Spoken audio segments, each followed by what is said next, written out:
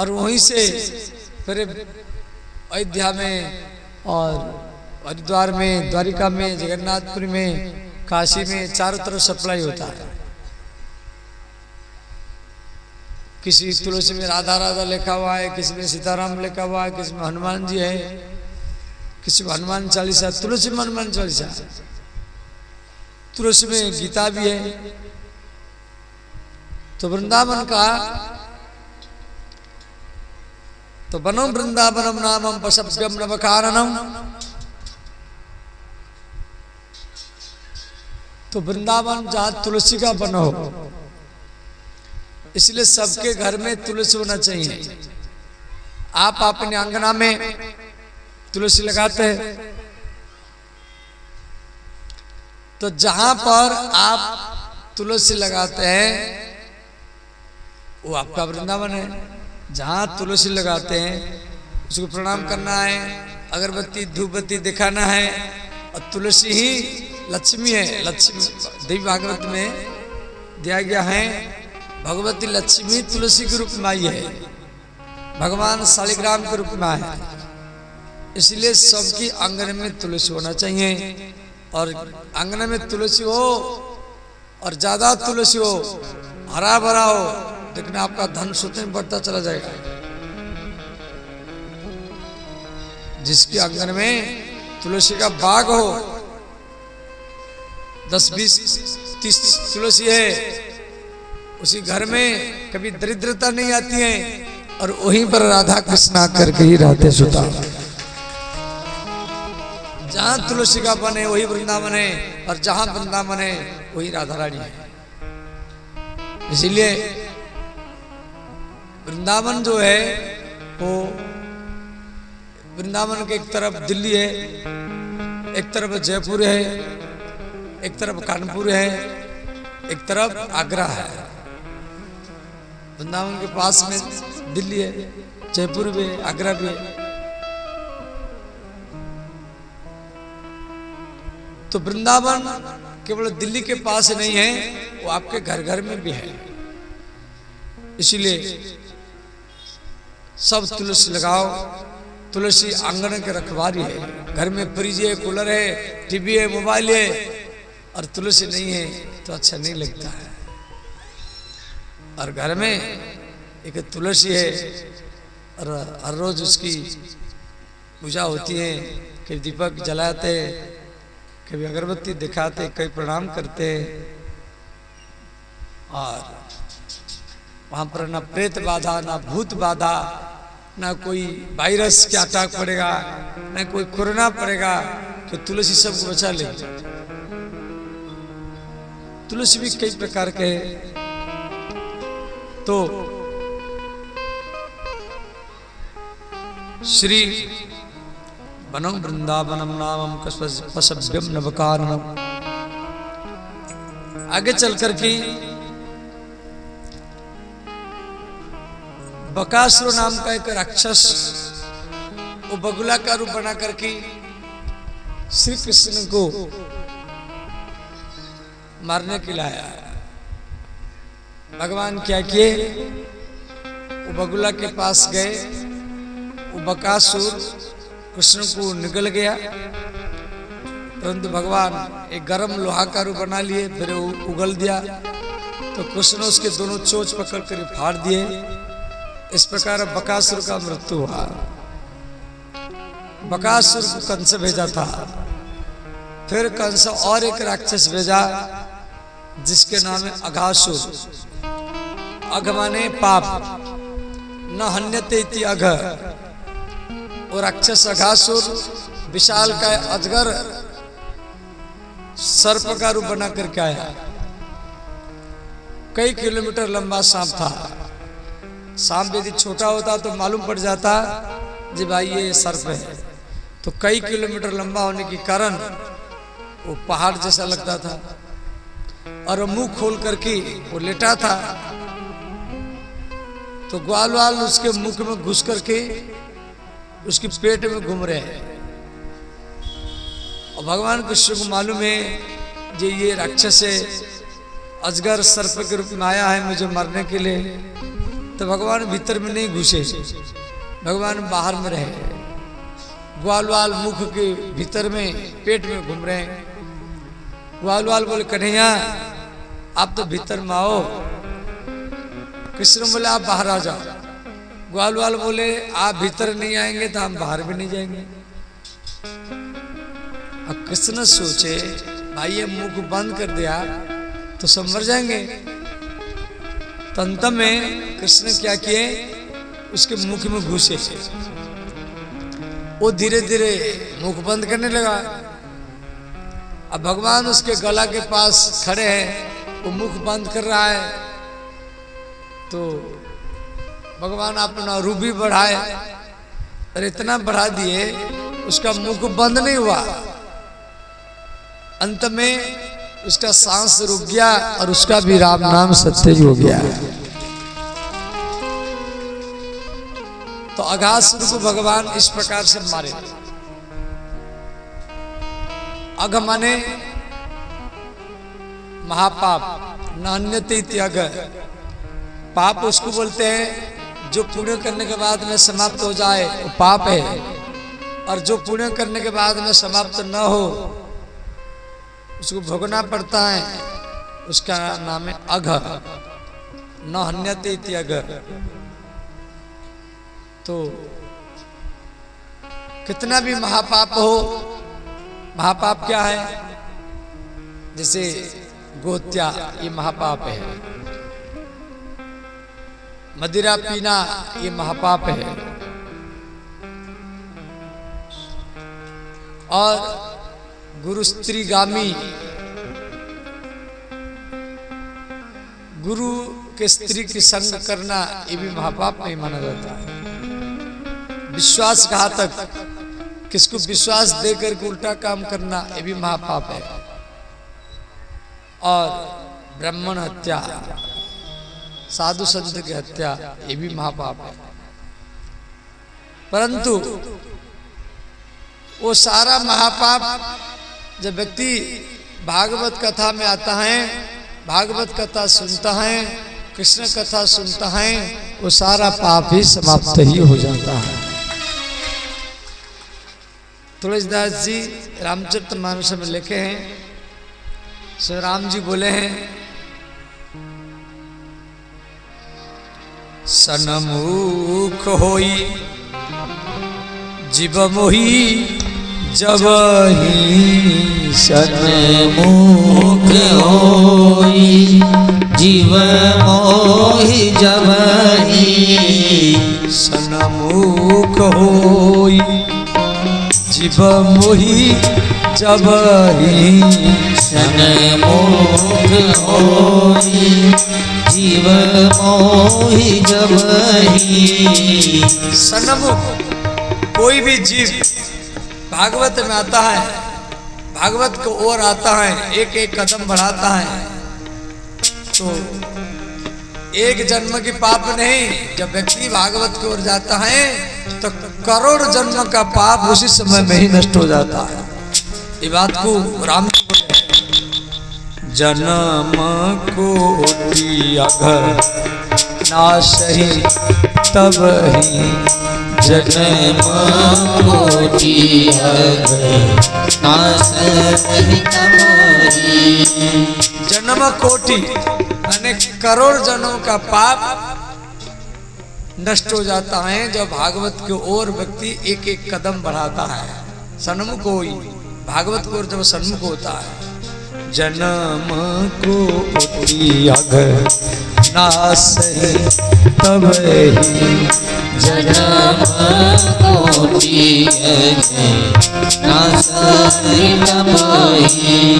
जन्म कोटि अघ नासहि तब ही, जन्म कोटि अघ नासहि तब ही। सनमुख होई जीव मोही जब ही, सनमुख होई जीव मोही जब ही। राधे राधे गोविंद गोविंद राधे राधे राधे गोविंद गोविंद राधे श्री राम जय राम जय जय राम श्री राम जय राम जय जय राम। सब गाइए दोनों हाथ उठा हुए।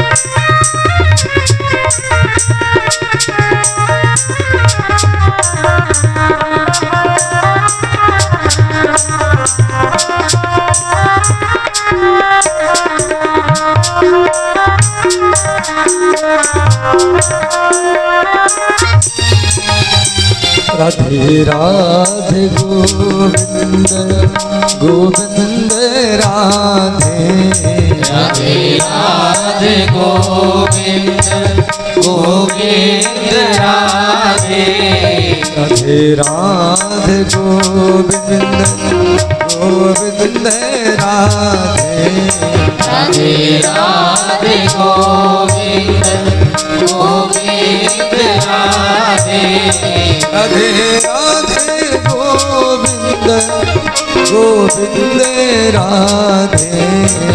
राधे राधे गोविंद गोविंद राधे राधे राधे गोविंद गोविंद राधे राधे राधे गोविंद गोविंद राधे राधे राधे गोविंद गोविंद राधे राधे राधे गोविंद गोविंद राधे राधे राधे गोविंद गोविंद राधे राधे राधे गोविंद गोविंद राधे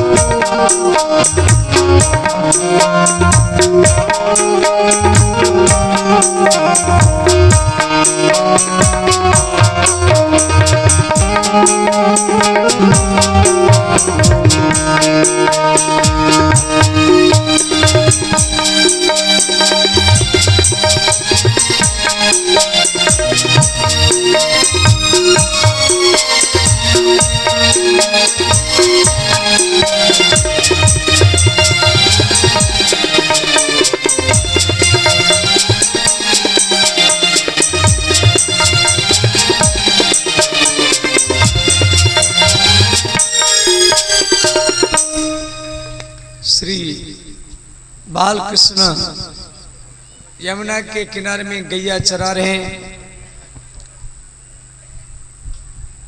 और ये ग्वाल वाल जब गैया चराने के लिए जाते थे अपने अपने घर से कोई खीर पुआ पूड़ी सब्जी रोटी चावल आदि सब बना बना करके लेके जाते थे। यमुना के किनारे में भोजन करेंगे। तो भोजन करते समय ये कृष्ण को बीच में बैठा करके सब अपने हाथ में भगवान को पवाते थे और उसके बाद में पाते थे। तो कोई बालक का कन्हैया देख मेरे मैया ने हलवा भेजा है, कोई कहा मेरे मैया कढ़ी चावल भेजा है, कोई कहा मेरे मैया अचार रोटी भेजा है, और सब कोई का खीर भेजा है। सब कन्हैया को पवाते थे और आपस में बांट करके पाते थे। तो मनसुखा जो कृष्ण के प्रिय सखा मनसुखा, वो देखा जब मेरे मैया खट्टी छाछ माने जिसको आप बिहार की भाषा में बोलते हो घोर सड़ा हुआ दही, कई दिन का पानी वाला दही, इसको आप घोर बोलते, वृंदावन में उसको छाछ बोलते हैं। तो मनसुखा देखा मेरे मैया खट्टी और सड़ा हुआ बास मारता हुआ छाछ भेजा है, और मैं कैसे कन्या को पवाऊं और ग्वाल वालों को कैसे दिखाऊं। तो मनसुखा किसी से नहीं खाया, जो सब उसको खिलाते थे हलवा पूरी सब्जी जो भी, वो नहीं खाता था। इसीलिए नहीं खाता था कि भाई मैं इनसे खाऊंगा तो फिर भी मुझे भी इनको खिलाना पड़ेगा, और हम तो गरीब हैं, और मेरे मैया छाछ भेजा है तो ये छाछ को नहीं खाएंगे और मेरा बेइज्जती होगा। वो भी सड़ा हुआ है, बास मार रहा है, खट्टा है। वो क्या क्या धीरे से छुप करके वो दूर चला गया, और एक पेड़ के नीचे वो खट्टी झूठी छाछ को अकेला वो पीने लगा। तो श्री कृष्ण ग्वाल वालों के बीच में बैठे, तो कृष्ण ग्वाल वालों को बोले, ग्वाल वालों ये मनसुखा कहाँ गया? ग्वाल वालों बोले, कन्हैया हम लोग जो घर से लाए हैं हम तो सब आपस में बांट करके खा रहे हैं, और मनसुखा जो घर से लाया है वो अकेला छुप करके खा रहा है, किसको देखा भी नहीं रहा। वो स्वार्थी है। भगवान उसके मन के भाव जानते थे। भगवान बालकृष्ण उसके पास भागते हुए गए, और वो पी रहा था। वो देखा कन्हैया भागता हुआ मेरे ओर आ रहा है, देख लेगा तो बेइज्जती होगा, तो क्या क्या पीने की गति बढ़ा दिया और इतना तेजी से पीने लगा। भगवान भी भागते हुए गए, तो भगवान बालकृष्ण ने क्या किया, उसके गला को ऐसे जाकर के दबाया। जब गला को दबाए तो उसके मुख में जो सड़ा हुआ दही या छाछ घोर वो मुख में रह गया। तो श्री कृष्ण उसके मुख में अपना मुख मिला करके वो चाट चाट करके पीने लगे। और ये लीला को आकाश में ब्रह्मा जी देख रहे थे। तो ब्रह्मा जी सोचे ये कैसा भगवान है जो दूसरी के मुख में अपना मुख मिला करके खटी झूठी सड़ा हुआ बास मारता हुआ घोर को छाछ को पी रहा है। ये भगवान नहीं है। ब्रह्मा जी के मन में मोह पैदा हो गया। ब्रह्मा जी सोचे मैं अब इनको परीक्षा करूंगा। तो ब्रह्मा जी क्या किए, जितना ग्वाल वाल बछड़ा गैया थे सबको गायब कर दिया।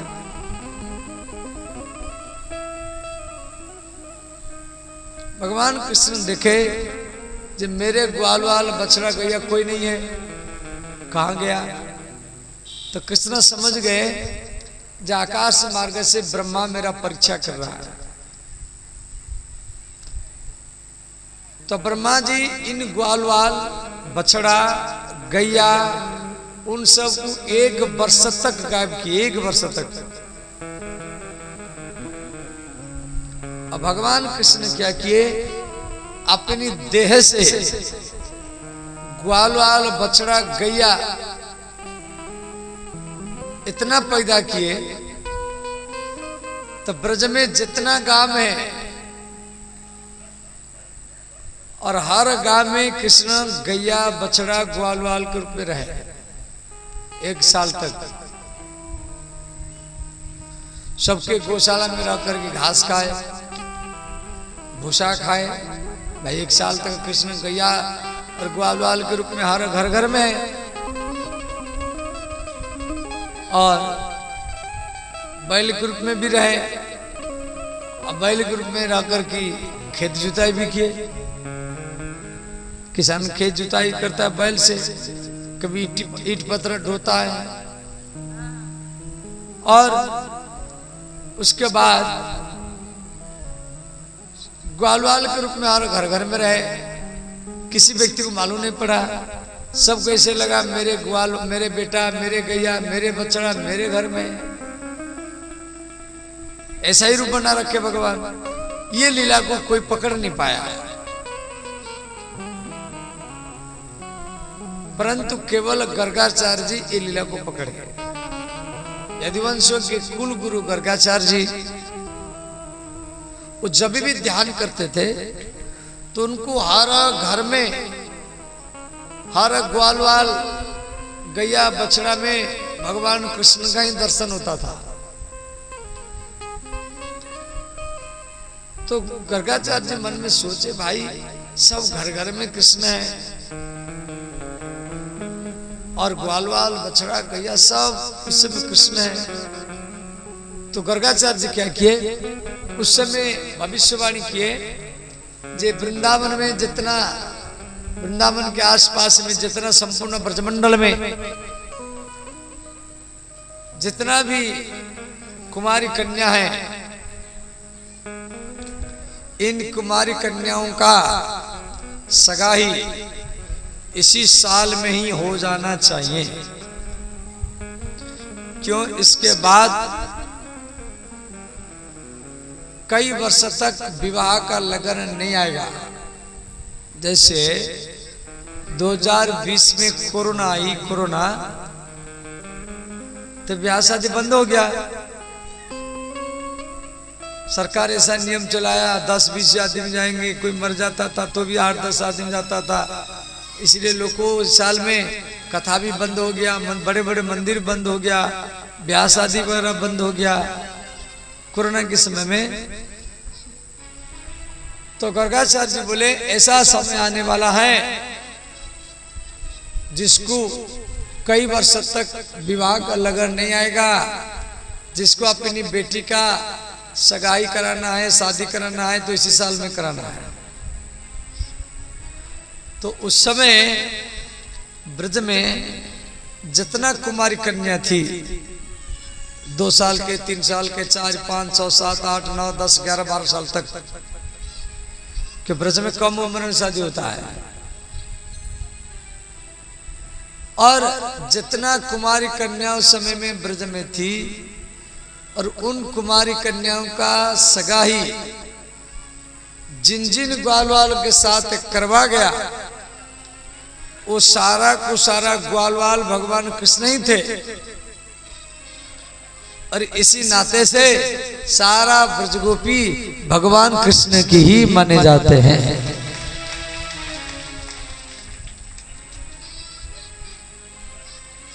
तो आकाश में ब्रह्मा जी देख रहे, जब मैं तो ग्वाल वाल बछड़ा गैया गायब कर दिया हूं, फिर भी ब्रज में इतना ग्वाल वाला बछड़ा गैया कहां से आ गए? हर घर घर में, हर गौशाला में गैया बछड़ा है।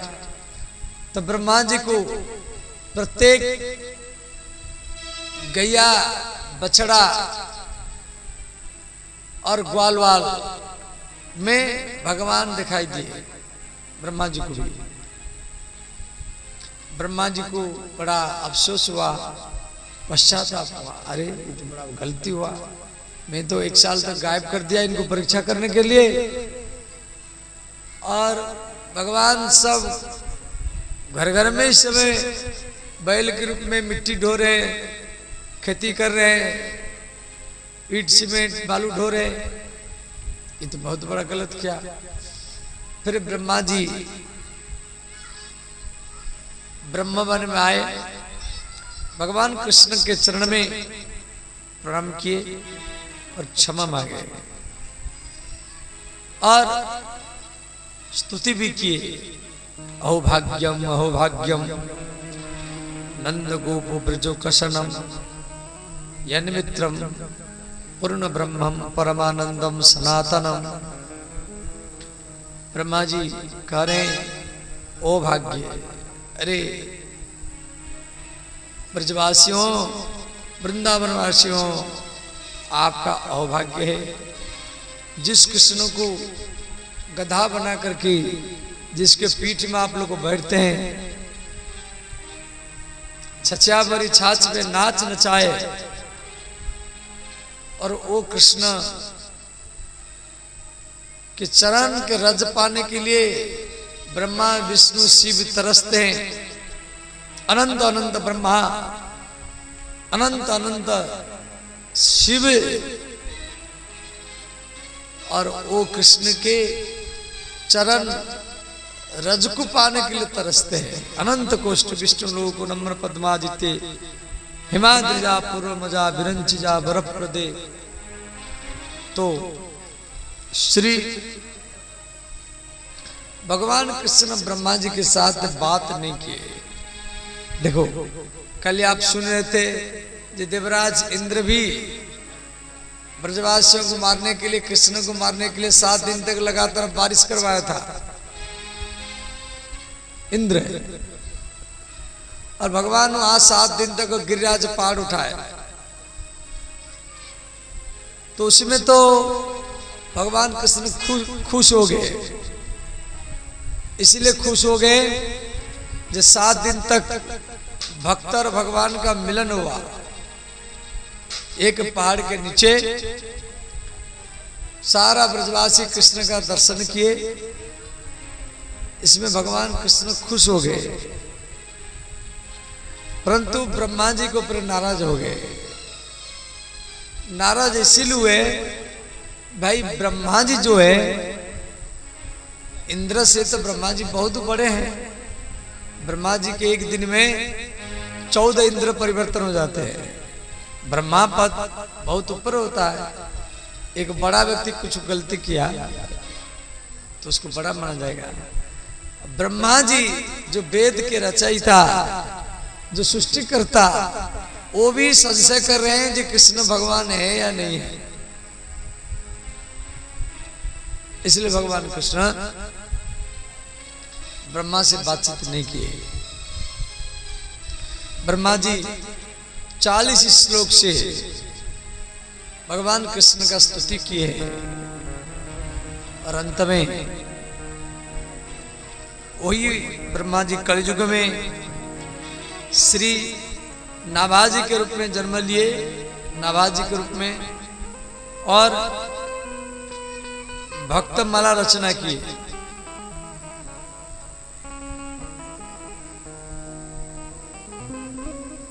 भक्तमाला ग्रंथ है जिसमें सत्य युग के, त्रेता युग के, द्वापर युग के, कल युग के 4 युगों के भक्तों के चरित्र है। श्री नाभादास ये भक्तमाला लिखे, जैसे तुलसीदास जी रामचरितमानस लिखे हैं, ऐसे नाभाजी भक्तमाला लिखे। उसका भक्तमाला की भी कथा होती है। जैसे राम कथा, शिव कथा, भागवत कथा होती है, ऐसे भक्त माला की भी कथा होती है, परंतु उसमें संपूर्ण भारत में हर प्रांतों का जितना सब महापुरुष, जितना भक्त है, उन सबका कथा है भक्तमाला में। परंतु वो कथा 9-10 दिन में नहीं होगा, वो 1 महीना तक लगातार बैठना पड़ता है। ऐसे 9 दिन में भी हो जाता है, 5 दिन में हो जाता है, अंतिम 1 दिन में भी हो जाएगा। कोई श्री पाठ करेगा तो 1 दिन में हो जाएगा। जैसे रामायण पाठ करो तो 24 घंटे में हो जाता है। तो श्री भक्तमाला में लिखा गया है, श्री नाभाजी, ध्यान देना, जब वृंदावन में रहते थे, वृंदावन में एक ज्ञान गोदड़ी है, ज्ञान गोदड़ी, ये यमुना के किनारे में है, वहीं पर नाभादास जी रहते थे। और वो हर साल में एक भंडारा करते थे, बड़ा रूप से भंडारा करते थे। वृंदावन में जितना साधु है और वृंदावन के आसपास गांव में भी जितना साधु है, 84 कोष, ये ब्रजमंडल 84 कोष 4 जिला में है। मथुरा जिला, हरियाणा के पलवल जिला, हाथरस जिला और राजस्थान के भरतपुर जिला, ये चारों जिला के संगम में ये ब्रजमंडल विराजमान है, जिसमें 1100 गांव है, 48 वन है, 12 वन, 12 महावन, 12 उपवन, 12 अधिवन, निधिवन, वृंदावन, भांडीवन, बेलवन, हिंडोलवन, कंचनवन, वश्यवन, तपोवन, आटसवन, षटकुंजवन, दर्शनवन, हाडियावन, ब्रह्मवन, छत्रकवन, कुशवन, ओटवन, कोटवन, चरणवन, कुकिलावन, बुरदवन, आद्रिवन, बद्रीवन, लवंगवन, और इस प्रकार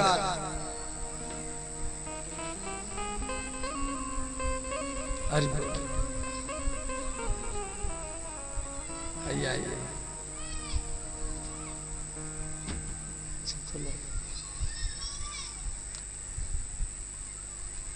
आपके प्रमुख साहब आए हैं, इनके लिए खूब जोरदार से करताल का स्वागत करें।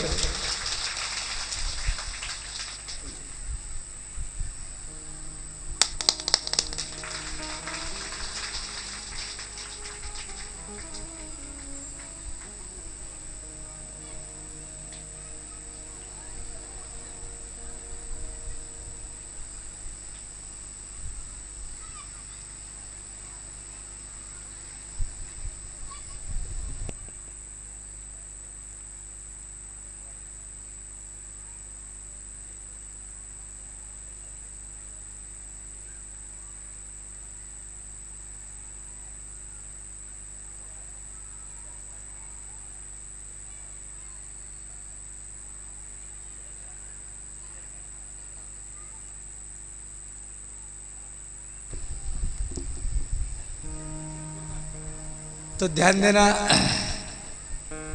प्रमुख साहब आए हैं भवानीपुर के, 2 बार भवानीपुर में भी कथा हुई। तो मैं तो सोचा इनके भाई साहब प्रमुख है, कि उनके भाई दीपक बाबू, अभी इनके छोटे भाई है, अभी ये प्रमुख है। तो अच्छा है, समाज की सेवा पूरा परिवार कर रहे हैं। बड़े भाई तो करते थे, अभी छोटे भाई भी समाज की सेवा कर रहे हैं। इस बात को सुन करके हम बहुत खुश हुए।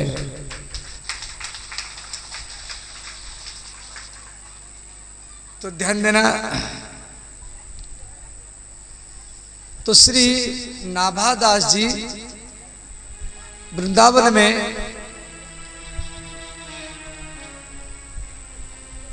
भंडार कर रहे थे।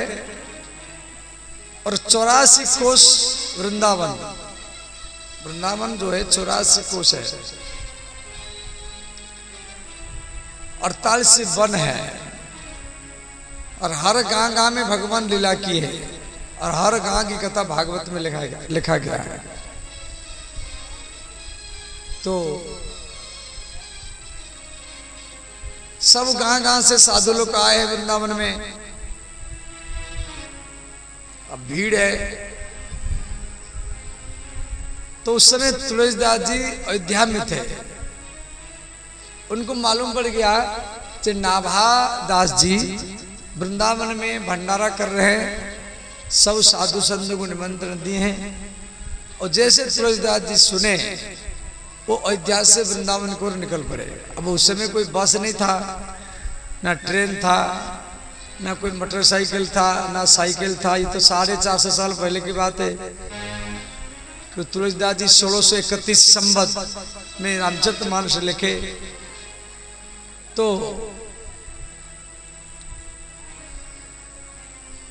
तुलसीदास जी चलते चलते उनको कई दिन बीत गया। क्यों? अयोध्या से वृंदावन ये कम से कम 500 किलोमीटर है।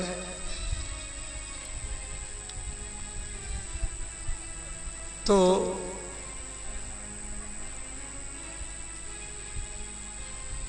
मात्र 12 घंटा रह गया।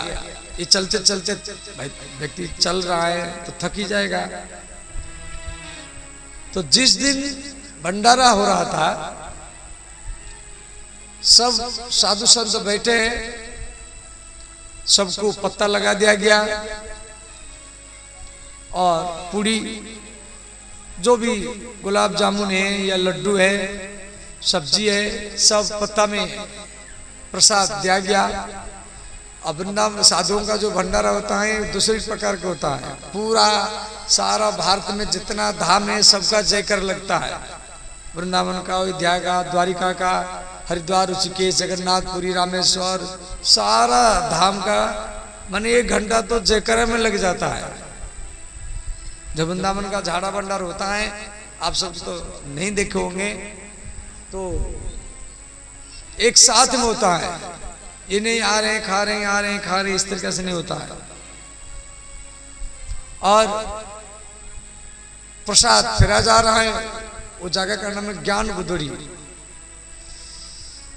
तो तुलसीदास जी के मन में बेचैन है कि मैं कैसे भंडारे में शामिल हो जाऊं। साधुओं का भंडारे में शामिल हो जाना ये भी भगवान का कृपा है। कोई इधर उधर से भिक्षा करके लोगों को भंडारा करते हैं। तो इधर उस समय तुलसीदास जी पहुंच गए। अब चारों तरफ खचाखच जगह भर गया है और जगह नहीं है। पत्ता फिरना बंद हो गया, माने जो पत्तल दिया जाता है वो बंद हो चुका है। और तुलसीदास जी सोच रहे भाई पत्तल अब आ नहीं रहा है। तुलसीदास जी वहां जल्दी जल्दी जाके पहुंच गए। तो जहां पर साधुओं का जूता था, जैसे आप जूता रख कर के सब भंडारे में जाते हैं पाने के लिए, तो जहां पर जूता सब रखा हुआ था तुलसीदास जी वहीं जाके बैठ गए। सब भर चुका है, अब पत्तल आना भी बंद हो गया है। तो गोस्वामी तुलसीदास जी सोचे पत्तल आना बंद हो गया, तो इधर खीर का जो बाल्टी है वो आ रहा है। और तुलसीदास जी के पास में कोई पत्तल नहीं है। तुलसीदास जी क्या किए, एक जूता उठा लिए, बोले भैया इसी जूता में खीर दे दो। अब बाल्टी में खीर लाना वाला जो खीर फिर रहा है वो सोचा रहे भाई जूता में कैसे खीर दे दूं। तुलसीदास जी बोले भैया और जगह भी भर गया है, जगह नहीं बैठने के लिए, और पत्तल आना भी बंद हो गया है। सबके पत्तल में जो भी है रोटी चावल या जो गुलाब जामुन रसगुल्ला आदि आदि सब फिर चुका है। अब तो आने वाला नहीं कुछ, और खीर का बाल्टी आया है। तो ये जूता में तू खीर दे तो मैं इसको पा लूंगा, मैं पाने के लिए राजी हूं, तो देने के लिए क्यों संकोच कर रहा है। तो अंत में वो खीर बाल्टी वाला जो खीर फेर रहा था वो नाभाजी के पास पहुंचा, कहा गुरुजी एक संत आया है, वहां उसके पास कोई पत्तल नहीं है, सबका जूता जहां वहीं बैठा है, और वो कह रहा है ये जूता में खीर दे दो। तो नाभाजी मन में सोचे जूता में खीर मांग रहा है तो इसका मतलब कोई साधारण संत नहीं है। तो नाभाजी बोले चलो मुझे दिखा दो, लाखों संख्या में भीड़ है। तो अंत में नाभाजी जैसे वो उसके पास पहुंचे तो गोस्वामी तुलसीदास जी जूता में खीर ही खा रहे हैं। तो नाभाजी तुलसीदास जी के चरण में लेट गए, बोले संत तुलसीदास आज आप के आगमन में ये भंडारा धन्य हो गया। अयोध्या से भागे भागे आए थे कि कैसे नाभादास के भंडार में मैं पहुंच जाऊं। तो इस भक्तमाला के कथा में सब दिया गया है। तो भक्तमाला की जो कथा होती है उस सब भक्तों की कथा, तुलसीदास जी की भी कथा है, रविदास है, कबीरदास है, मीराबाई है, या रसखान है, जगत गुरु शंकराचार्य जी हैं, सबकी कथा भक्तमाला में सब दिया गया। तो ये भक्तमाला जो रचना क्या है उसका नाम है नाभादास। और नाभादास ये पिछले जन्म में ब्रह्मा थे, जो भगवान कृष्ण से गैया बछड़ा को अलग कर देते, ब्रह्मा जी अलग करते, श्री कृष्ण भगवान ने इनसे बातचीत नहीं किए। तो वही ब्रह्मा जी कलियुग में नाभादास के रूप में आए, फिर भक्तमाला रचना किए, और वो भक्तमाला रचना करके वो माला को भगवान कृष्ण को फेराए। तो ये कथा ब्रह्म मोहलीला, ये 4 अध्याय भागवत में है। श्री यशोदा मैया बाल कृष्ण को श्रृंगार कर रहे हैं। बाल कृष्ण के पैर में एक नुपुर है।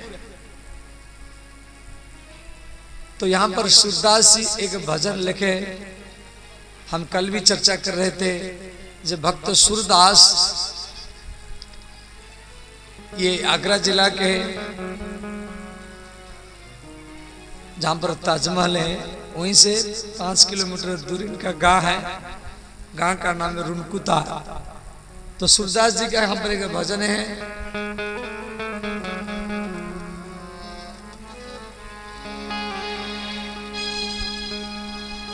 लाला की पैजनिया बाजे रे, लाला की पैजनिया बाजे रे, कान्हा की पैजनिया बाजे रे, कान्हा की पैजनिया बाजे रे, छम छम बाजे रुनु झुनु बाजे, छम छम बाजे रुनु झुनु बाजे, छम छम बाजे रुनु झुनु बाजे, छम छम बाजे रुनु झुनु बाजे, की पैजनिया बाजे रे, कान्हा की पैजनिया बाजे रे, लाला की पैजनिया बाजे रे, लाला की पैजनिया बाजे रे। सब गाइए, दोनों हाथ उठा करके भाव से गाइए।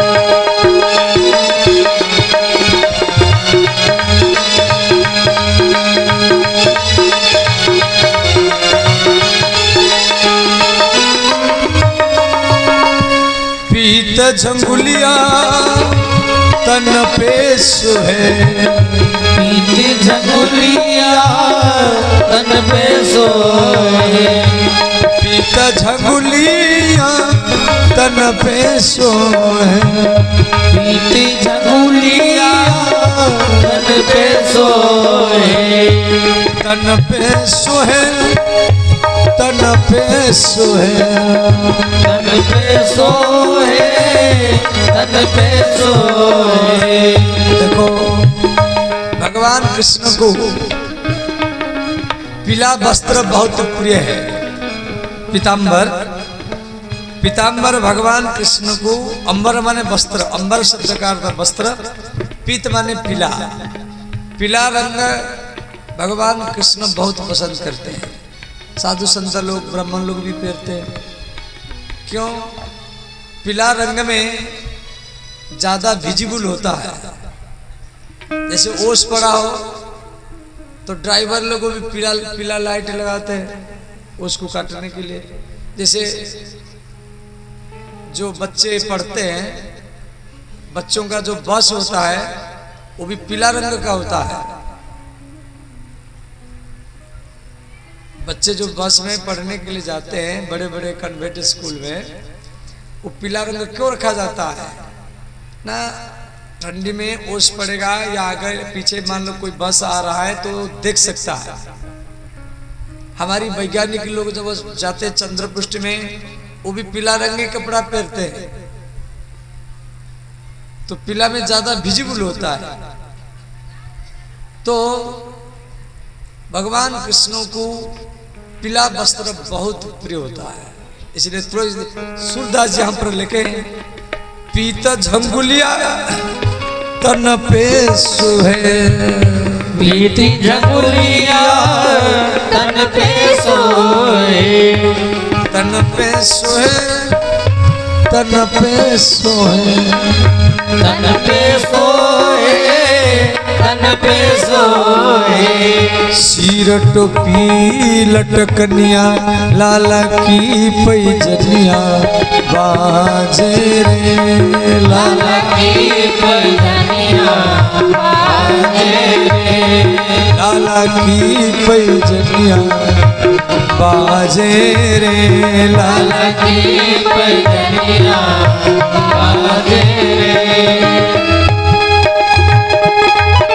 हर हर महादेव।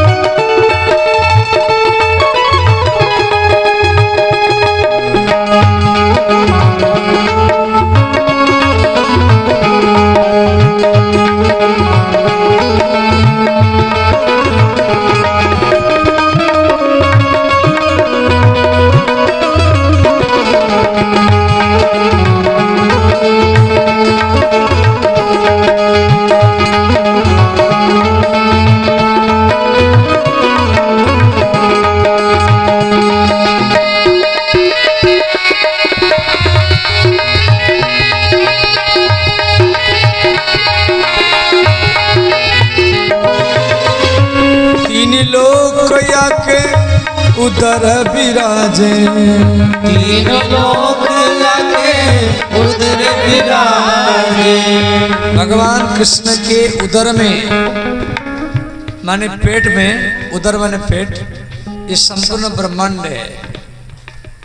तीनों लोग या के उदर विराजे। तो सूरदास जी इस बात को लिखे और भागवत में भी है। नमस्तु अनंताय सहस्र मूर्ते सहस्र पादाक्षर शिरोबाहुवे। सारा ब्रह्मांड भगवान में है और जो सारा ब्रह्मांड भगवान के पेट में, तो ये अकबरपुर भी भगवान के पेट में है। और हम लोग जो सुन रहे कथा तो भगवान के भीतर में पेट में बैठ करके सुन रहे हैं। तो मन कहाँ भी जाए तो इतना सोच लेना, कहाँ भी जाए तो भगवान कृष्ण के पेट के अंदर में मेरा मन घूम रहा है। इतना भी सोच लिया मरते समय में भगवान जहां जहां तक जब से जन्म लिया अब तक मेरा मन जहां भी गया, पुरुष में, स्त्री में, बच्चे में, जहां भी, वो आपके पेट के अंदर में है। इतना सोच लिया तो आपका सदगति निश्चित है, मन तुरंत बस में आ जाएगा। तीन लोग को आकर उधर विराज, तीन लोग आके उधर विराजे, उधर विराजे हो, उधर विराजे, उधर विराजे हो, उधर विराजे। ताही न चापे ग्वालनिया ललकी पैजनिया बाजे रे, ललकी पैजनिया बाजे रे, कान्हा की पैजनिया बाजे रे, कान्हा की पैजनिया बाजे रे।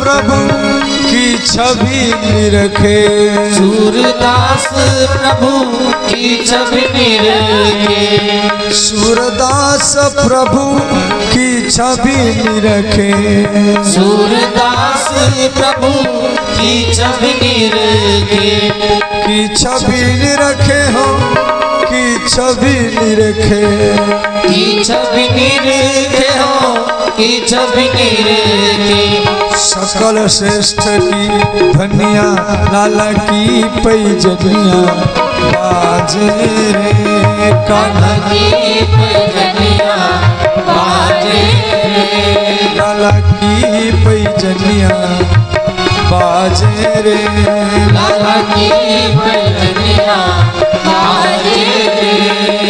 हर हर महादेव। सब दोनों हाथ उठा करके भाव से गाइए।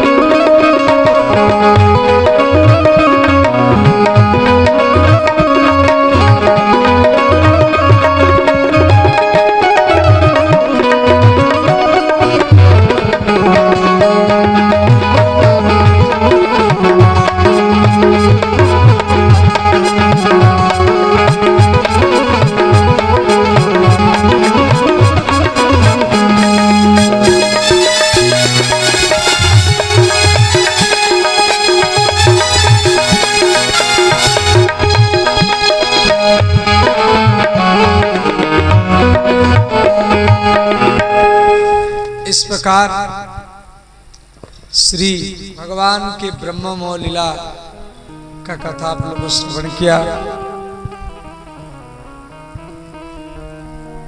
अब ध्यान देना, भगवान के श्रृंगार रस की कथा अब आप श्रवण करेंगे। श्री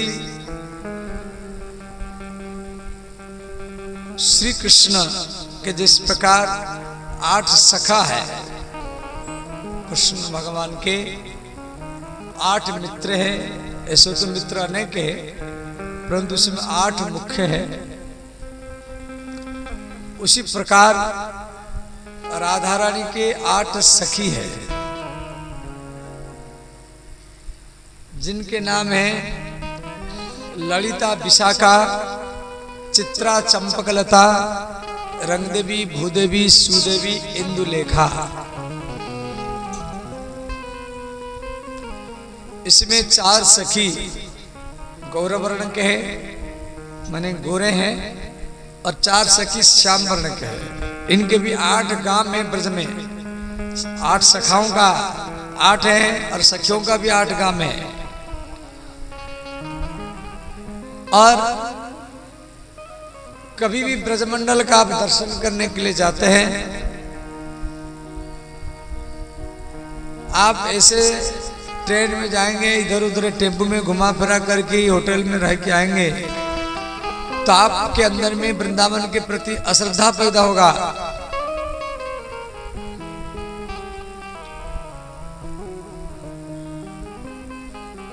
आपको वहां के धाम निष्ठा साधु संतों का संगत करना पड़ेगा। आप सोचेंगे कृष्ण जन्मभूमि या बांके बिहारी मंदिर नंदगांव बरसाना घूम करके अब चलो, वही बिल्डिंग बना तो पूर्णिया में भी है, वही होटल बजा रही है, ऐसे मन में आ जाएगा।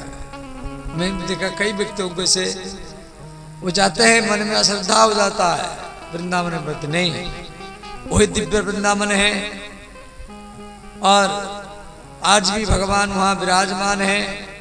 हर गांव में और गली गली में भगवान वही लीला करते हैं। उसके लिए आपको धाम निष्ठा साधु का संगत करना पड़ेगा।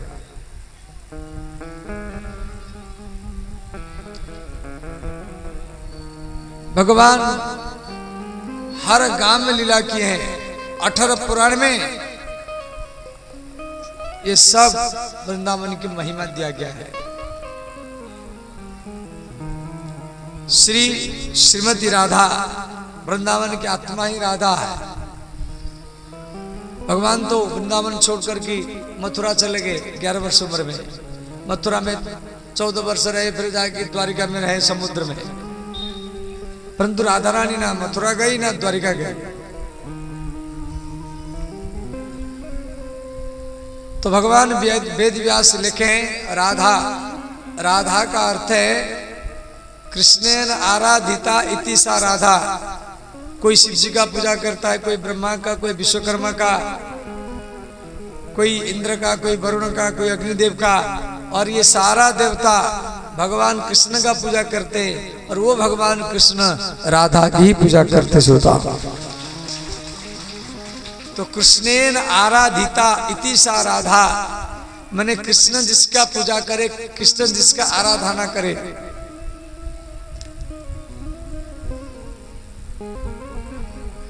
तो राधा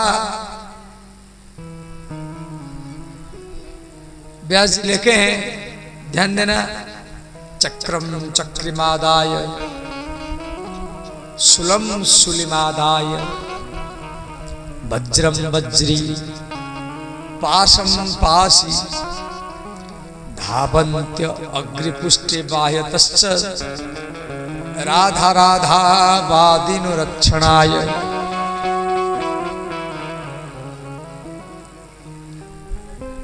इस श्लोक का अर्थ है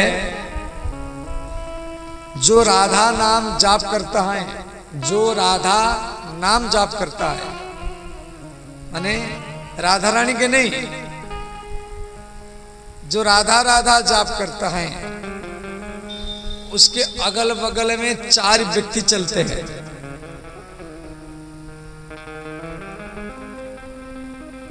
आप ऐसे समझो, जब भारत के प्रधानमंत्री या अमेरिका के राष्ट्रपति या चीन के राष्ट्रपति हो या रूस के राष्ट्रपति,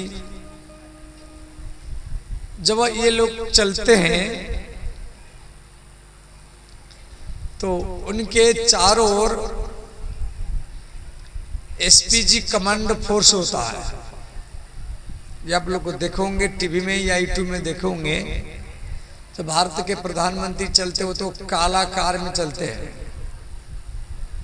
उनके अगल बगल में भी 5-7 और कार, वो भी काला रंग का होता है, जैसे किसी को मालूम नहीं पड़े जो प्रधानमंत्री किस में है। उसके बाद पहचानेंगे कैसे? ना प्रधानमंत्री जिस कार में होंगे, यदि कार धीरे धीरे चल रहा है तो एसपीजी कमांड फोर्स जो होता है वो उन कार को घेर लेते हैं, उनके चारों तरफ ये भी भागते हैं। और वो जो एसपीजी कमांड फोर्स होते हैं उनके पास में भी काला चश्मा होता है। काला चश्मा क्यों पहनते हो लोग? ना वो सबको देख सकते हैं, वो आंख घुमा घुमा करके सबको देखेंगे काला चश्मा के भीतर में।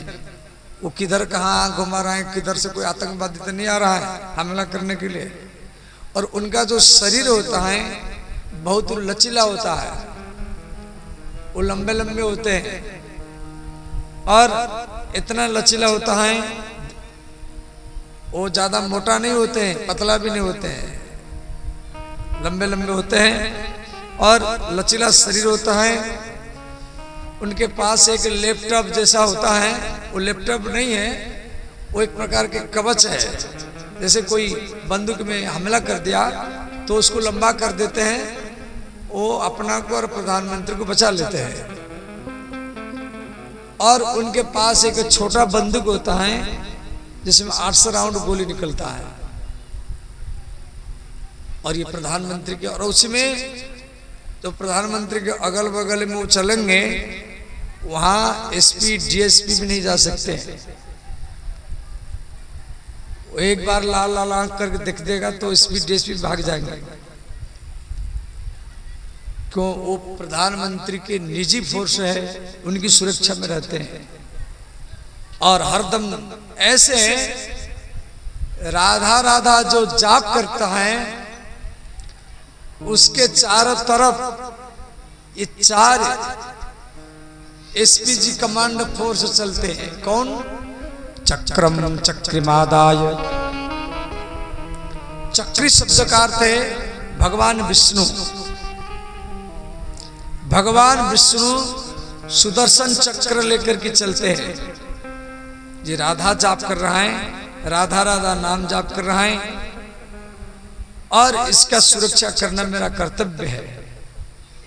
सुलम सुलिमादाय। सुली शब्द का अर्थ महादेव। सुली माने महादेव, महादेव जी का नाम है सुली। वो त्रिशूल लेकर के चलते पीछे पीछे। वज्रम वज्री। वज्र माने इंद्र, वो वज्र लेकर के चलता है दाएं तरफ। पासम पासी। पासी माने यमराज। यमराज काल दंड लेकर के चलता है बाएं तरफ। अग्रे पुष्ठे बाह्यतश्च। आगे आगे भगवान विष्णु, पीछे पीछे महादेव, और दोनों किनारे में इंद्र और यमराज काल दंड वज्र लेकर के चलते। धावन्त्य, और दौड़ते हैं। वो राधा नाम जाप करने वाला, वो राम नाम जाप करने वाला जिधर जाता है उसके अगल बगल में ये चारों व्यक्ति एसपीजी कमांडो फोर्स बनकर के चलते हैं। राधा राधा वादिन रक्षणाय। रक्षणाय, ये राधा राधा जाप कर रहा है, इसका सुरक्षा करना हमारा कर्तव्य है।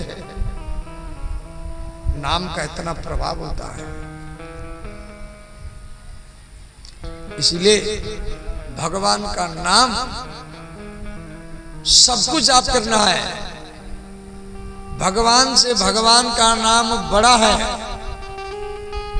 चैतन्य महाप्रभु अपनी चैतन्य अष्टक में लिखे हैं, नामना बहुधा निज शक्ति तत्रा अर्पिता। भगवान अपना सारा शक्ति भगवान अपना नाम में दे रखे, इसलिए सबको जिसको कोई राम नाम हो या कृष्ण नाम हो या राधा नाम हो या शिव नाम हो, इसमें कभी भेदभाव नहीं रखना है। या हरि नाम हो, गोविंद नाम हो, नारायण नाम हो, नम नामकार बहुधा निज सर्व शक्ति, भगवान का नाम भगवान से बड़ा है। प्रभात फिर में जब हरे राम हरे कृष्ण नाम चलता है, कई बोलते हैं जो भजन क्यों नहीं लगाते, हम बोले नहीं नहीं, केवल हरे राम ही चलेगा, राम धुन। हरे राम राम राम हरे हरे, हरे कृष्ण कृष्ण कृष्ण हरे हरे। भगवान नाम में विराजमान है, वो नाम आपके कान के भीतर में प्रवेश हो रहा है। ये भावना से आपको नाम श्रवण करना है। जब इसी भावना से आप श्रवण करेंगे तो ये चारों भगवान विष्णु, शिव, ब्रह्मा, ये इंद्र और यमराज, ये आपके चारों तरफ सुरक्षा बनकर के, कवच बनकर के चलेंगे। और आप सोचेंगे अरे तो राम नाम के तो सब जानते हैं, तब सब किताब में सब पढ़ते रहते, देखते सुनते रहते। ऐसा अश्रद्धा करेंगे तो फिर वो लाभ नहीं मिलेगा। पहले तो आपको ये सोच रखना है भगवान से भगवान का नाम बड़ा है।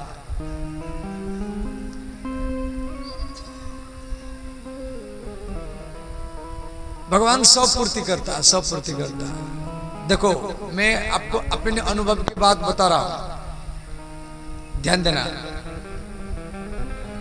प्रयागराज में कुंभ मेला लगा था, प्रयागराज में कुंभ मेला लगा था, अभी महाकुंभ लगा था जनवरी फरवरी तक। तो भागवत, सनातन भागवत परिवार का वहां पंडाल भी लगा था, विशाल पंडाल लगा था।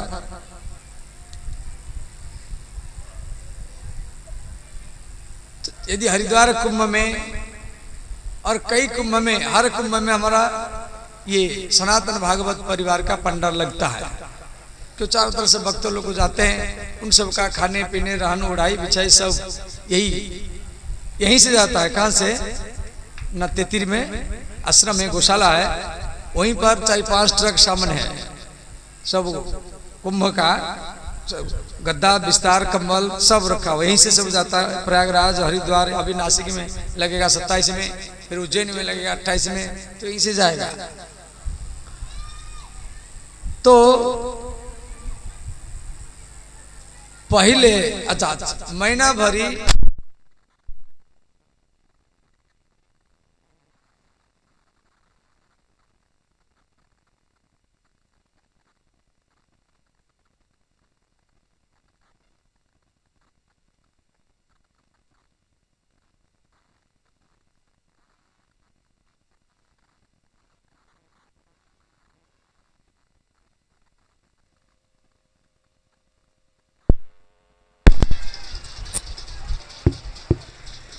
तो ध्यान देना, महीना भरी इस सनातन भागवत परिवार के खालसा में हरे राम हरे कृष्ण अखंड कीर्तन होता है, दिन रात 24 घंटा चलता है।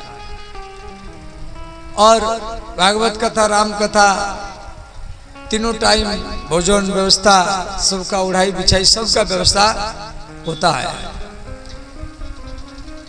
तो पहले भी हम वहां लगाए, परंतु भाई 2-2.5 महीना तक भंडारा चलता है, लोग आ रहे हैं, जा रहे हैं, आ रहे हैं, जा रहे हैं। तो उनके व्यवस्था को जोड़ने के लिए मैं बार बार कथा करने के लिए इधर उधर चला जाता था। कभी दिल्ली चला जाता था, कभी वृंदावन, कभी बिहार। क्यों इतना खर्च बैठेगा, मैनेज कैसे होगा? तो हमारा गुरुजी हमारे ऊपर नाराज रहते थे कि खालसा लगा तो रहता नहीं है। हम बोले महाराज जी इसका व्यवस्था करने के लिए मुझे इधर उधर जाना पड़ता है, नहीं जाएंगे तो व्यवस्था कैसे होगा? तो अब की बार हम कहाँ नहीं गए, तो नाम जहां पर अखंड कीर्तन होता वहीं पर मैं बैठा रहता। उसी बगल में मेरा कुटिया बनता है, 24 घंटा हम भी सुनते रहते। और भंडारा वगैरह भी आता है तो हम निमंत्रण में नहीं जाते। हम मन में ही सोच रहा था भगवान का नाम चल रहा है, हवन करना है और सुनना है, कथा सत्संग और व्यास करते रहते हैं। तो हम वहां सुनते रहे। अरे अब की बार इतना भीड़ हुआ, हम देखा जो हमारी पास में जो भी सामान है, आटा दाल चावल सब्जी तेल फेल जो भी है, वो सब 15 दिन में सब समाप्त हो गए।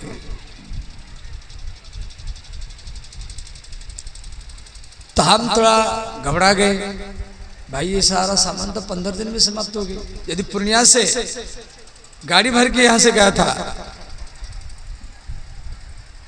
परंतु भीड़ इतना था, हर कमरा 40-45 कमरा हम बनाए थे, सब कमरा में खचाखच भीड़। मंच के नीचे, यही मंच गया था परंतु इससे बड़ा मंच था, इसकी मंच के नीचे भी भयंकर भीड़, इसी मंच के नीचे भी लोगों खचाखच, और मंच पूरा भीड़। कथा के टाइम में उनको मैं हाथ जोड़ के बोलता था, भैया थोड़ा सा कथा के टाइम में इधर उधर बैठ जाओ और फिर कथा के बाद आकर मंच में सो लेना। ये चंपावत से 3-4 बस, पूर्णिया से बस, भागलपुर से, पटना से, और उधर अररिया जिला से, और बेगूसराय से, मोकामा से, चारों तरफ से, उधर दिल्ली से भी सब लोग चारों तरफ से जाते थे। हमारे मन में सोच रहता था कि भाई ये सब खर्च कैसे पूर्ति होगा। अब तो इस खर्चे को पूर्ति करने के लिए मुझे 2-4 साल पीछे हो जाना पड़ेगा। चलो कहाँ से उठा के लाएंगे, करना तो पड़ेगा। क्यों, चार तरफ से जहाँ जहाँ अपना भक्त हो, हर भक्त अपना पहचान साधु के पास जाएगा, उसको ढूंढेगा, जिससे जिसका लगाव है उसको ढूंढेगा। और कुंभ मेला में तो कई व्यक्ति की एक दिन 2 दिन तक अपने साधु को, अपने गुरु को ढूंढते ही रहते हैं, ढूंढते ढूंढते थक जाते हैं, फिर भी मिलता नहीं, अंतिम में रोते हैं। घबराना नहीं चाहिए, कुंभ मेला में जितना आप ढूंढेंगे इतना ही आपका भजन बढ़ेगा, और ढूंढते ढूंढते थक जाएंगे। क्यों, वहां इतना भोजन बनता है, हर खालसा में बनता, केवल अपना वाली बात नहीं, वहां किसी भी खालसा में जाएंगे आपको भोजन मिलेगा। और खाने वाला खाते खाते थक जाएगा, परंतु खिलाने वाला कभी भी नहीं थकेगा, इतना भोजन बनता है।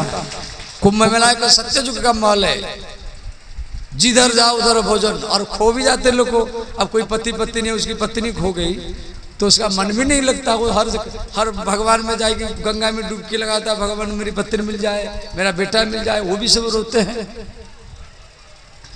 तो जब ऐसा स्थिति आया, हम इधर उधर नहीं जाते थे। हमारी महाराज जी भी बार बार नाराज होते थे, तो आता नहीं है, हम कुछ बोलते थे नहीं, जाते थे प्रणाम करके आ जाते थे। हम बोले ठीक है महाराज, जो बोलते उनका बात मान लेना चाहिए। केवल नाम के पास हम रहते थे, और उसका प्रभाव ये है, हम बैठे रहे और ये खालसा 2.5 महीना तक रहा। दिसंबर से चालू हुआ, पूरा जनवरी और फरवरी 26 तारीख तक रहा, और जितना लोग को आते रहे और सब खाते रहे, सबको उड़ाई बिछाई चलता रहा, कमी नहीं पड़ा। और भगवान का नाम वो सारा पूर्ति किया। यदि हमारा कोई पहचान नहीं है, कोई खाटू श्याम के भक्त थे, भाई वो सामान भेज दिए इधर। दिल्ली के लोग थे, वो 2 ट्रक सामान और भेज दिए, पत्तल दाना पूरा ट्रक भर करके पत्तल आया, और कंबल आया, और दाना और घी तेल फेल आटा दाल चावल सब्जी आता रहा। तो और इतना बचा, उसके बाद उसी सामने में हम जगन्नाथपुरी में जाके फिर भंडारा किए, क्योंकि जगन्नाथपुरी में आश्रम है, वहां भी ये कार्यक्रम होता है, वार्षिक उत्सव, पूरा जगन्नाथ धाम के सारा साधु आते हैं उसी संबंध से। और हम तो सोचे थे, और भगवान सब पूर्ति करता है। हमारी विश्वास में हमारी आस्था में कमी है, जिसका नाम सोचते हैं। जब हम अपने ऊपर लोड रखेंगे तो वहाँ कम पड़ेगा। हम ममेति परम दुखों, मैं कर रहा हूँ ये सोच हटा देना है। ये जो हो रहा है ये भगवान की इच्छा से हो रहा है। आप पिछली बार देखिए, यहाँ मैं 2021 में अकबरपुर में कथा करने के लिए आया था। 2020 पूरा कथा बंद था, तो कोरोना था। 8 महीना तक कथा बंद रहा, आप सबको मालूम है। और मैं पहली बार कथा इसी जन्माष्टमी में अकबरपुर में रखा। कुल चलो भाई अकबरपुर में रखेंगे, छोटा पंडाल लगा देना है और कथा हुआ। तो उसी रात को आचार संहिता लग गया। आप सबको मालूम होगा, रात को आचार संहिता लग गया तो प्रशासन आकर के मना कर दिया, कथा नहीं होगा, पंडाल उखाड़ो। पंडाल भी उखड़ गया, हमारे कलाकार सब भी चले गए और हम पूर्णिया में है भाई। पंडाल उखड़ गया। अब पंडाल ट्रांसपोर्टिंग 2 गाड़ी से आया, फिर 2 गाड़ी में जाएगा, लेबर भी लग चुका था, पंडाल बन चुका था, खर्चा तो सब हो गया था। अब पंडाल उखड़ेगा, फिर उनको ये करना, फिर कलाकार आए थे, वो सब को आने जाने, ये सब सोच की एक 8 महीना से कथा कीर्तन बंद हो गई। और इधर गैया है, गौशाला है, हमें सब होगा, कैसे चलेगा। तो अंतिम में हम मन में ऐसे थोड़ा सा लेसी सिंह को फोन कर देते। उस समय लेसी सिंह पटना में थी। मिसकल करके हमारी जो पास में रहा तो छोड़ देते। रात्रि 11 बजे फोन आया, शायद तो उनको नंबर मालूम होगा कैसे। हम उस समय सोए थे तो उठाए, बोले बाबा लेसी सिंह का फोन है। मैं बोले माता जी राधे राधे जी। बाबा फोन आया तो हम बोले ऐसे ऐसे बात है, आचार संहिता लग गया, पंडाल लग गया था, सब हो गया था, फिर उखड़ गया और भगवान के जन्मोत्सव के लिए कथा रखा गया था और 8 महीने से कथा पता सब बंद था, पहली बार रखे। तो क्या किए, वहां से डायरेक्ट धमदा SDM और पूर्णिया DM और फिर यहाँ के थानादार, तीनों का कॉन्फ्रेंस में हमारे साथ बात करा है। तो वहां से धमदा के SDM साहब बोले महाराज आप सुबह जल्दी आइए, हम आपको परमिशन देंगे और आप पंडाल गाड़ी और फिर कथा करिए। फिर यहाँ के प्रशासन थानादार वो भी बोले, वो बोले हम ही गाड़ेंगे, आप आ जाइए। ये छोटा सा बात बिहार सरकार तक चला गया। तो फिर कथा चालू हुई। तो भगवान सब काम करता है, समझिए। कहाँ पर किस समय में क्या काम होगा सब भगवान पूरा प्रेरक रघुनाथ गोसाई, रघुनाथ जी सबके हृदय में विराजमान है। वो सबके हृदय में बैठ कर के सब काम करते हैं। हम कर रहे हैं ये सोच हटा देना है, भगवान को पूरा भरोसा रखना है। होई है सोई जो राम राची राखा, होई है सोई जो राम राची राखा, होई है सोई जो राम राची राखा, होई है सोई जो राम राची राखा, खोखरी तरक बढ़ावे शाखा, खोखरी तरक बढ़ावे शाखा, खोखरी तरक बढ़ावे शाखा, खोखरी तरक बढ़ावे शाखा। श्री राम जय राम जय जय राम, जय जय राम श्री राम जय राम जय जय राम श्री राम जय राम जय जय राम श्री राम जय राम जय जय राम श्री राम जय राम जय जय राम राधे राधे गोविंद गोविंद नंद राधे राधे राधे गोविंद गोविंद राधे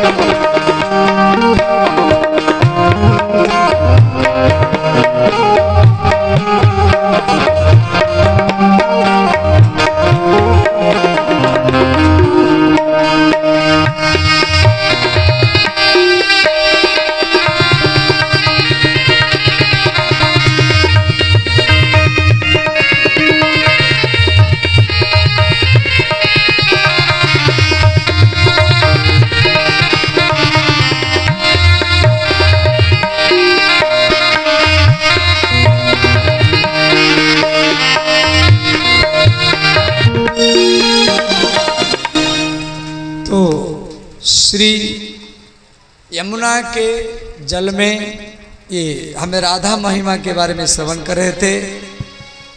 तो राधा राधा जाप करने वाला भगवान का नाम कोई भी नाम हो, कृष्ण नाम हो, शिव नाम हो या राम नाम, तो सबके अंदर में नाम निष्ठा होना चाहिए।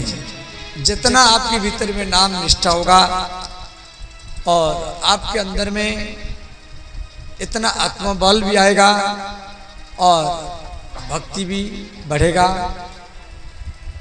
मन को शांति भी मिलेगा। तो ध्यान देना,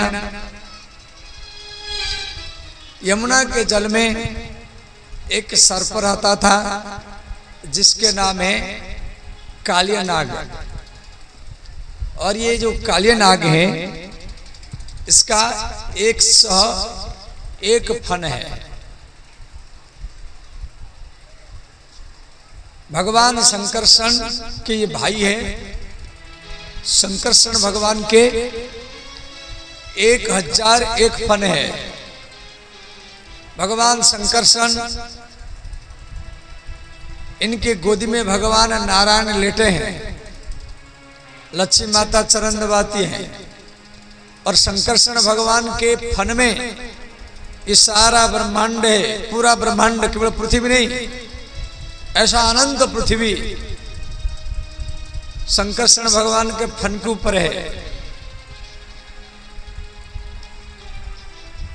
क्या शंकरषण भगवान के ऊपर कोई भजन नहीं पड़ता है? नहीं पड़ता है। क्यों? ना भगवान दिल में है।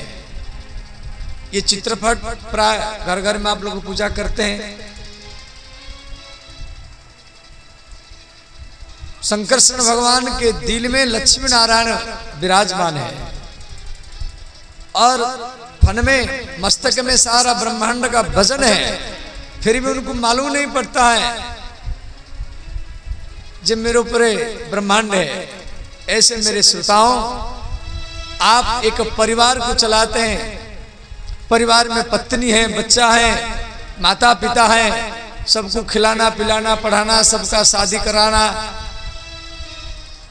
तो आपको जब आप अपना दिल में भगवान को रखेंगे तो आपका परिवार और संपूर्ण गांव का नहीं, संपूर्ण ब्रह्मांड का वजन भी आपके ऊपर आ जाए तो भी आपको मालूम नहीं पड़ेगा।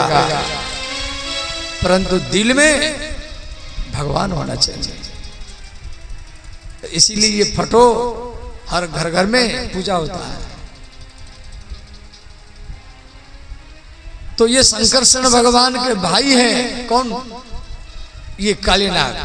इसका 101 फन है और इसके जहर से यमुना का जल जहरीला हो गया था। वो जल को जो पीता था वो भी मर जाता था। कोई गैया बछड़ा वो जल को पिया तो मर जाता था। और वो काली दह के ऊपर कोई चिड़िया, कोई पक्षी उड़ करके जाती थी, वो भी मर जाती थी। इतना जहरीला, माने वो तो पानी जहरीला, और वो पानी में पानी उबलता था जहर के गर्म में। क्यों? काली नाग है, उसकी हजार हजार पत्नी है, नागिन है, और उसकी बच्चे हैं। तो उनके बीच से वो पूरा पानी उबलता था और भाप बन करके आकाश में, और आकाश में जो पक्षी है उनको भी वो जहर मार देता था। इतना जहरीला जल था।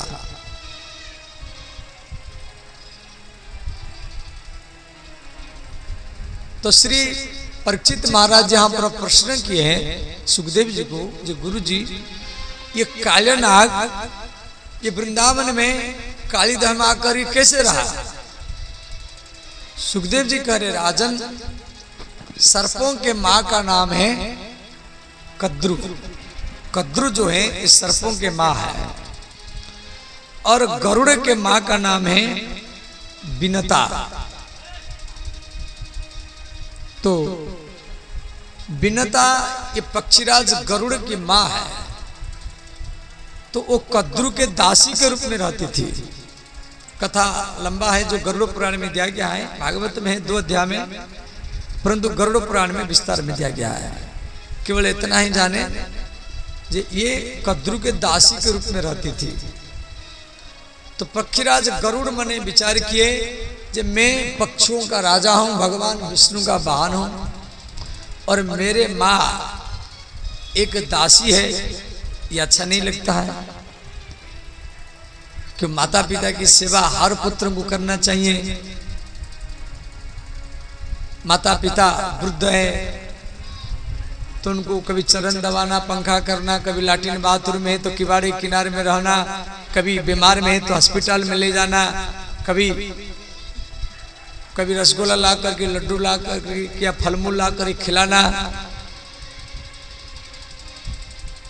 तो श्री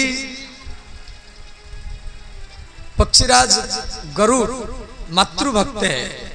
जिसको अपने माता पिता में भगवान दिखाई नहीं देता है उसको किसी भी मंदिर में भगवान का दर्शन नहीं होगा।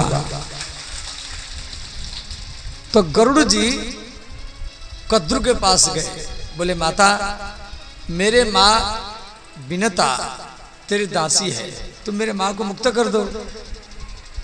तो कद्रु ने कहा बेटा गरुड़, यदि आप सर्पों को अमृत पिलाएंगे, यदि आप सर्पों को अमृत पिलाएंगे तो हम आपके माँ को मुक्त कर देंगे। तो गरुड़ ने क्या किया, स्वर्गलोक में जाकर के इंद्र के हाथ से वो अमृत घड़ा को छीन लिया। गरुड़ अमृत लेकर के जा रहे, इंद्र उनका पीछा कर रहा है। तो गरुड़ जाते समय में, भागते समय में कुछ अमृत का कण उछल करके वो जमीन पर गिरा। भारत में 4 जगह में गिरा, प्रयागराज, हरिद्वार, नासिक और उज्जैन। इसीलिए इन चारों जगह में 12-12 साल के अंतराल में महाकुंभ लगता है, चारों जगह में। और ये सनातन धर्म का नियम है। तो अंत में गरुड़ जी इंद्र को बोले, जो देखो हम अपनी माँ को मुक्त कर देंगे फिर आप अमृत कलश ले जाना। तो गरुड़ जी अमृत कलश को ला करके कद्रु को दिए। कद्रु कौन है ना, सर्पों के माँ है। सर्पों का माँ का नाम है कद्रु और गरुड़ के माँ का नाम है विनता, इतना याद रखे। तो कद्रु ने क्या की, गरुड़ के माँ विनता को दासी से मुक्त कर दिया। तो कद्रु ने सर्पों को कहा, सर्पों देखो गरुड़ अमृत कलश लाया है और आप सब नहा करके आओ, अमृत पिएंगे। अब सब सर्प लोग नहाने के लिए गए। इतने में गरुड़ इंद्र को संकेत किया जो आप अमृत कलश ले जाओ। तो इंद्र लेके चला गया। अब सर्प सब नहा करके आए, देखे भाई अमृत कलश नहीं है, अमृत कलश तो कोई ले गया। तो सब सर्प क्या किए, तो जिस कुश आसन में अमृत कलश रखा हुआ था, उसी कुशा को सर्प सब अपनी जीभ में चाटने लगे। तो इनका जो जीभ दो भाग हो गया। सर्पों के दो जीभ होते हैं, सर्प जो होते हैं उनके दो जीभ होते हैं। क्यों हुआ, जो पता भागवत में दिया गया है। अब सब सर्प मिलकर के गरुड़ के विरोध में युद्ध किए। गरुड़ जी सर्प ये पक्षियों का राजा है, विष्णु का वाहन है, वो सर्पों को खा जाते थे। तो ये काले नाग, इसका एक फन है। ये सर्पों को इकट्ठा किया और गरुड़ के साथ युद्ध करने के लिए गया। तो गरुड़ जी काले नाग को खाने के लिए उसका पीछा किए। काले नाग भागा, भागे भागे वैकुंठ लोक में, इंद्र लोक में, कैलाश लोक में जा रहा है। रास्ता में नारद जी मिल गए। तो नारद जी बोले, काले नाग कहाँ जा रहा है? तो काले नाग ने कहा, गुरुजी गरुड़ मेरा पीछा कर रहा है, मुझे खा जाएगा। तो देवराज ये श्री काले नाग को नारद जी बोले, जे आप वृंदावन में जाकर के रहो, क्यों वहां पर गरुड़ जा नहीं सकता, क्यों गरुड़ को सौभरी मुनि का अभिशाप था। इसके भी बड़ी लंबी कथा है। सौभरी मुनि गरुड़ को अभिशाप देते, जो आगे कभी आप वृंदावन आएंगे और वृंदावन में आकर मछली खाएंगे तो आपका मृत्यु होगा। तो इसलिए गरुड़ से बचने के लिए काले नाग वहां पर आकर के रहता था। तो आज उसी काले नाग को भगाने के लिए भगवान कृष्ण एक गेंद खेल का बहाना लिए।